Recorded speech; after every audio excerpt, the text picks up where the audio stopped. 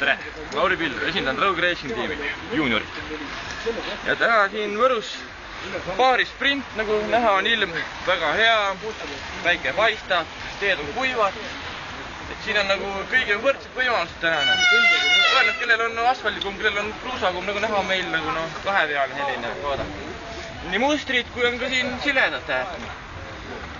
Aitab tõusudel nii muru sees kui asfaldi peale. Tutvusta oma seda tiimikaaslast ka? Minu tiimikaaslane on Taavi. Taavi, räägi endast. Siin nii väike või? Ei, meil kasvu vahel. Ta on väiksed kasvu lihtsalt. Mul peres on suuremad, pikemad vanemad. Pikem, aga vanus on meil ainult 1,5 aastat. Räägi, kus siis täna? Kus meil läheb täna siis?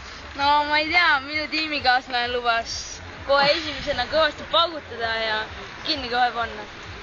Esimene vahetus on mitmes koht tulemus?